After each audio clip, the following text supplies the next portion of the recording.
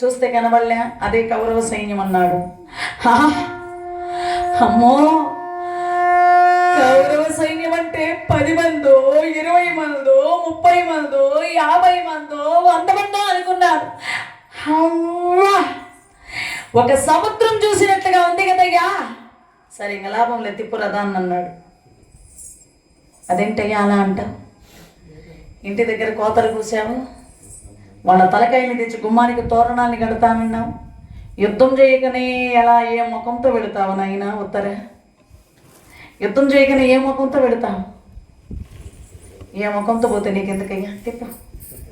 మాలాంటి మహారాజులకే తప్పదు ఇటువంటి పరిస్థితి. ఒక్కొక్క రోజు నువ్వేంటి నాకు చెప్పేది? తిప్పు రథాన్ని అన్నాడు. లేదు లేదు, యుద్ధం చేసి తాడో పేడో తెంచుకునే వరకు తిప్పేది లేదన్నాడు. ఎప్పుడన్నా విల్లు పట్టుకుని యుద్ధం చేసావా? వీణ పట్టుకుని నాట్యం చేసే నువ్వు నాకు నీతులు చెబుతావా? ఎప్పుడన్నా మొక్క మతంలో చూసుకున్నావా?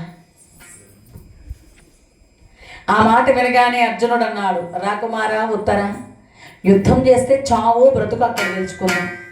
నువ్వు యుద్ధం వలదు కూడదు కాదు అంటే ఇక్కడ నేను చంపేస్తానన్నాడు.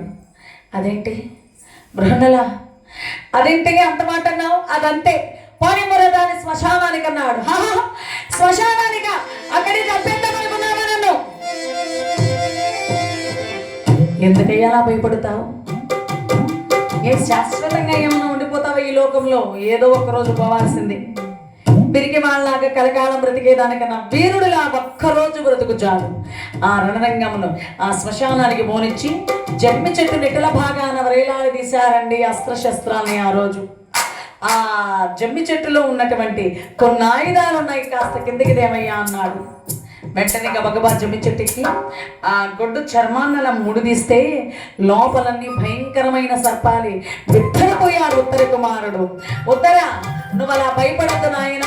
ధర్మరాజ అర్జునుల పేర్లు తలుచుకో, అవి ఆయుధాలే కానీ మరి సర్పాలు కావన్నాడు. ధర్మరాజ అర్జునాయ నమః అంటూ చూసి అవి ఆయుధాలే, అవేం సర్పాలు కావు.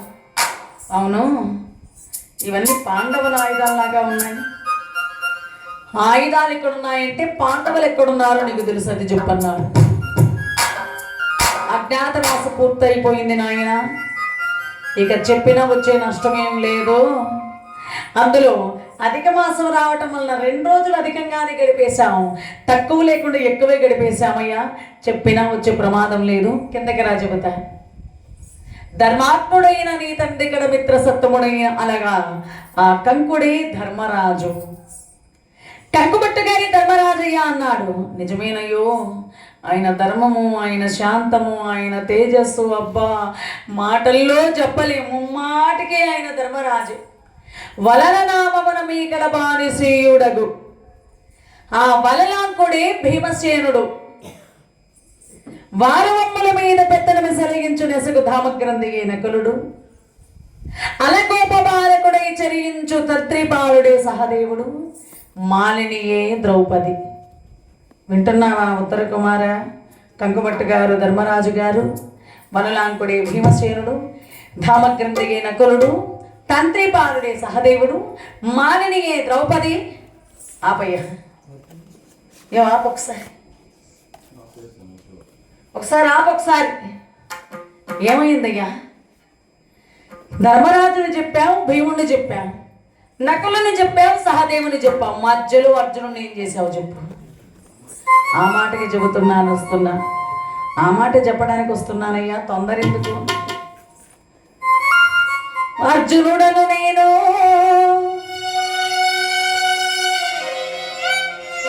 నువ్వు అర్జునుడవా? అవును ఉత్తర కుమార. ఊర్వశి శపింపగ పేడినై ఉంటనిచట వత్సరం పిటు గడిపితే విమశ్చ భూపాలతనయా. ఉత్తర, ఆ ఊర్వశి శాపం వల్ల నేను ఇలా పేడివాణ్ణై ఉన్నానయ్యా, నేనే అర్జునుడు అన్నాడు. బృహన్నలా, నువ్వు ఇంకన్ని చెప్పు, ఇంకా ఇన్ని చెప్పు. నువ్వు అర్జునుడు అంటే నమ్మేవాళ్ళు ఎవరూ లేరయ్యా.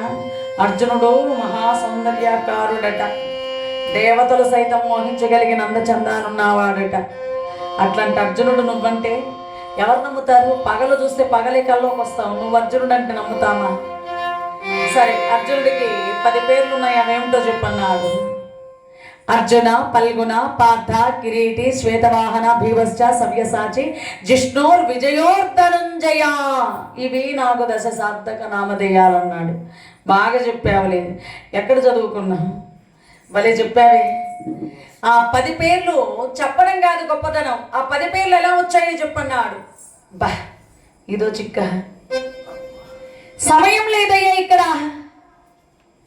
అవధాత వర్ణుండనగుడిచే అగుట చేత అర్జునుడనైతి,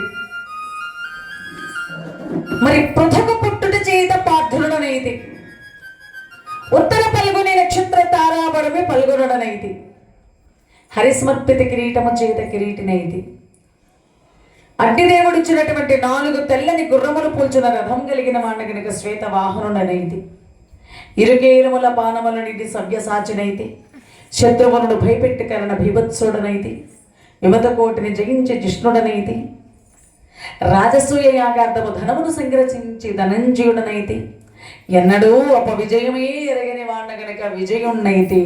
ఇవి సార్థక నామధేయాలు. ఏంటోనయ్యా, నువ్వు ఎన్ని మాటలు చెప్పినా నాకైతే నమ్మకమే కుదరటం లేదు. ఇక లాభం లేదు, శత్రు సైన్యాలు వెళ్ళిపోతారని ఆ గాంధీవాన్ని చేత ధరించాడండి అర్జునుడు.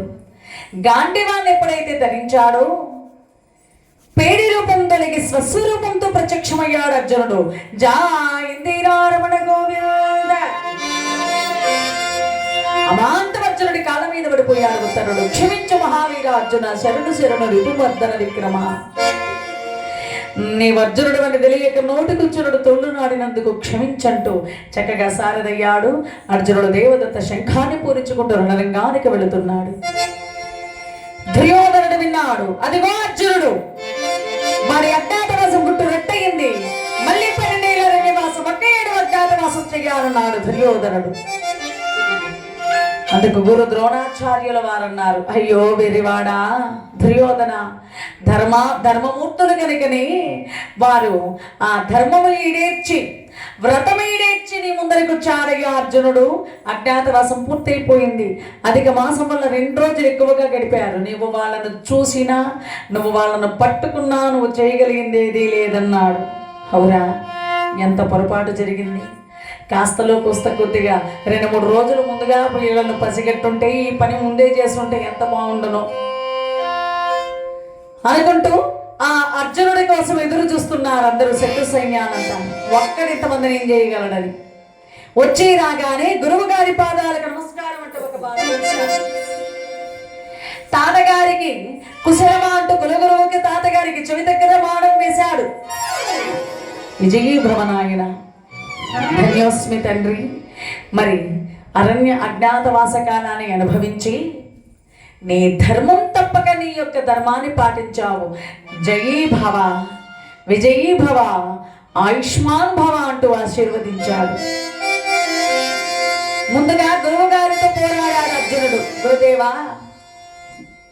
మీ అంతటి వారి దగ్గర విద్య నేర్చుకుని మీ మీదే బాణం వేస్తున్నానంటే నన్ను క్షమించండి, ముందు మీరే నా పైన బాణం వేయండి అని ఆ ద్రోణాచార్య బాణం వేయగా తిరిగి ఆ గురువు గారి చేత ఉన్న విల్లును విరిచి సారథిని కొట్టి గుర్రాన్ని కొట్టి రథాన్ని నచ్చు చేసి గురువుని పరాజితులు చేశాడండి ఆ సమయంలో అర్జునుడు.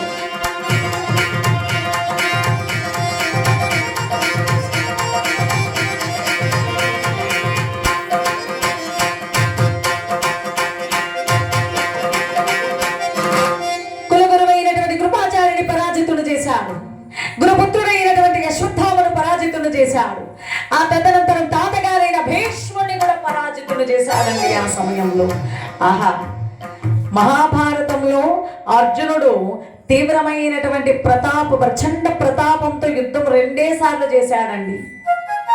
ఒకటి ఉత్తర గోగ్రహణములు, రెండోది 14వ రోజు యుద్ధం, కొడుకును చంపారని పగతో చేశాడు ఆ యుద్ధాన్ని. ఈ 2 రోజులు ఇంత భయంకరంగా యుద్ధం చేశాడు. వెంటనే ఆ తాతగారిని జయించాడు. దుర్యోధన, దుశ్శాసన, శకుని, కర్ణాదులను చివరికి కర్ణుని కూడా జయించాడండి ఆ రణరంగంలో. అందరిని జయించగా చివరికి అందరూ ఎగసిపట్టారు అర్జునుడి మీదకి. దేవదత్తమైనటువంటి అనేటువంటి సంమోహనాస్త్రాన్ని ప్రయోగించాడు. అందరూ మూర్ఛాగతులై జల జల జల జలమంటూ రాలిపోయారు. ఒక్క భీష్మాచారి తప్ప.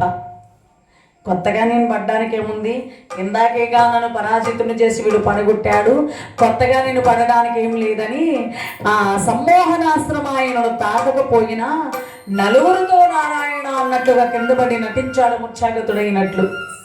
ఉత్తర కుమారుడు అన్నాడు, మా చెల్లి కోసం వీరి యొక్క తలపాగల జరీలు కోసుకుంటానండి అన్నాడు. తీసుకో. భీష్మ, ద్రోణ, కృప, అశ్వత్థామాదులు ఈ నలుగురిని వదిలిపెట్టి మిగతా వాళ్ళ తలపాగలే కోసుకుంటావు, వాళ్ళ తలకాయలే కోసుకుంటావు, అంతా నీ ఇష్టం అన్నాడు. వెంటనే మరి వీళ్ళ నలుగురిని ఎందుకు వద్దన్నారన్నాడు.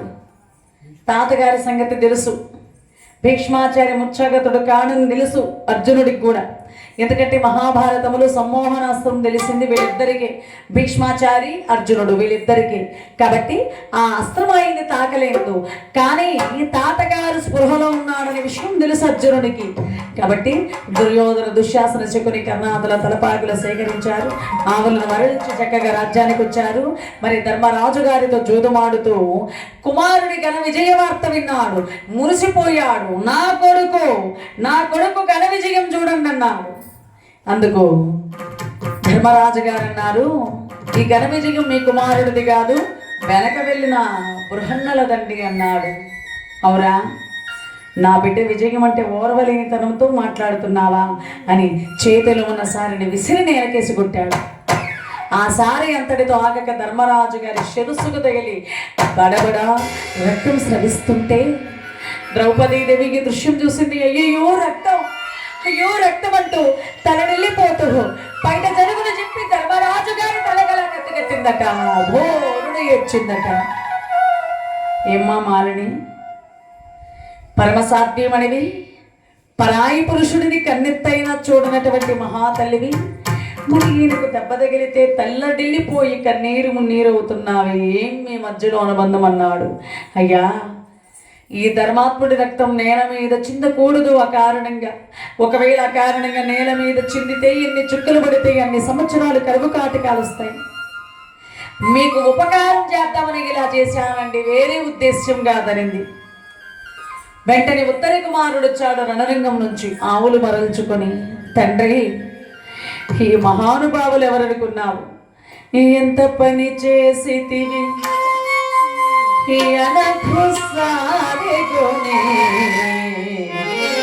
వేసి పాపముగొంటివా, ఇతడెవరనుకుంటివి. తండ్రి, ఈ మహానుభావుని సారతో గుట్టావా? సాక్షాత్తు ధర్మస్వరూపమైనటువంటి ధర్మరాజు గారి మహానుభావుడు. పాండవులు మన కొలువులు అజ్ఞాతవాసం చేయడానికి వచ్చారు. ఈ వరలాంకుడి భీమసేనుడు, ధామగ్రంథి తంత్రిపాలులే నకుల సహదేవులు, పరమ సాధ్యమని మాలినీదేవి ద్రౌపది. ఇక విజయం నాదంటూ మురిసిపోతున్నావు, నా గురించి మీకు తెలియదు. కత్తిని చూస్తే నీ కళ్ళు తిరిగి పడిపోయాయి, నీ బిడ్డ కౌరవుల్ని తీస్తాడని ఎలా భావించావు తండ్రి? ఆ విజయం ముమ్మాటికి నాది కాదు, నా వెనకొచ్చాడే పేడి ఆ బృహన్నల పొరపాటు. సాక్షాత్తు అతడు అర్జునుడేనన్నాడు. ఆ మాటలు విన్న విరాటరాజు గారు భూరుని ఏడుస్తూ ధర్మరాజు గారి కాళ్ళ మీద పడి కన్నీరు మున్నీరయ్యాడు. అయ్యా, తప్పక ప్రాయశ్చిత్తముగా నా కూతురైన ఉత్తరను నీ తమ్ముడికిచ్చి పెళ్లి చేస్తానన్నాడు. అందుకు అర్జునుడు అన్నాడు, ఓ మహారాజా, శిష్యురాలంటి కూతురుతో సమానమయ్యా. ఉత్తర నాకు శిష్యురాను, నాకు బిడ్డ వంటిది.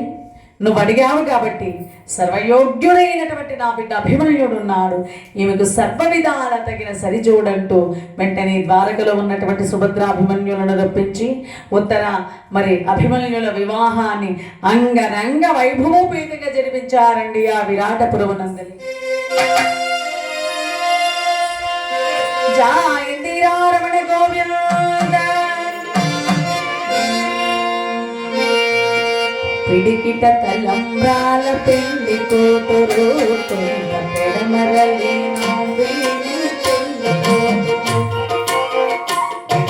తలంబ్రాల పెళ్లి కూతురు, పెళ్లి కూతురు, పేరు కల జవరాలి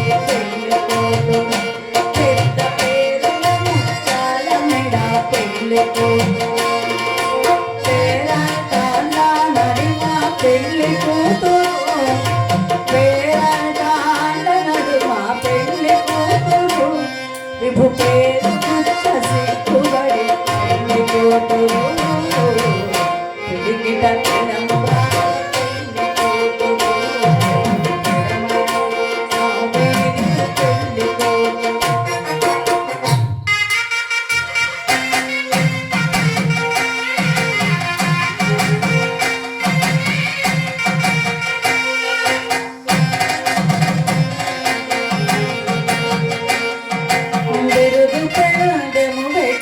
పెళ్లి బిరుదు మగని కంటే పెళ్లి కూతురు తిరుదూరినప్పుడే పెళ్లి కూతురు అతి పెరరేతినిదిగో పెళ్లి కూతురు దిగిట తలంబ్రాల పెళ్లి కూతురు మరలి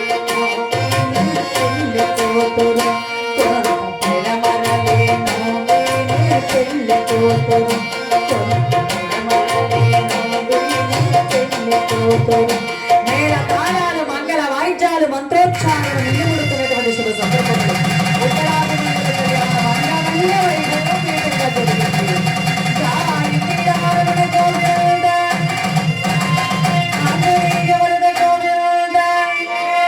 ప్రహ్లాద వరద గోవింద. పాండవుల అజ్ఞాతవాసం పూర్తయింది.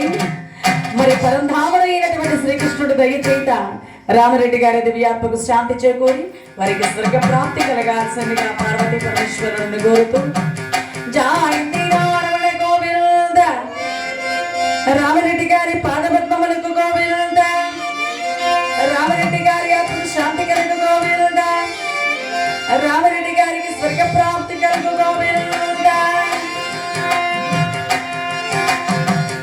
మరి రామరెడ్డి గారి బిడ్డలు కుటుంబ సభ్యులు సర్వులు ఆయుర ఆరోగ్య భోగభాగ్య ఐశ్వర్య సిరి సంపదలతో వర్ధిల్లాల్సిందిగా కోరుకుంటూ పవమాన సుతుడు పెట్టు పాదారా వినుతమైన నీనామ రూపములతో జయ మంగళం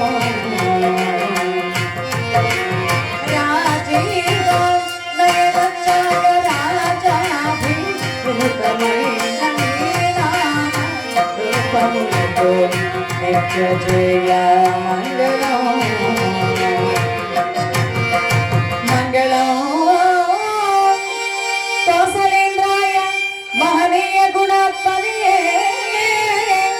చక్రవర్తి తనూజాయ సార్వభౌమాయ మంగళం మంగళం సర్వే జనా సుఖినో భవంతు సమస్త సన్మంగళాని భవంతు. ఓం శాంతి శాంతి శాంతి.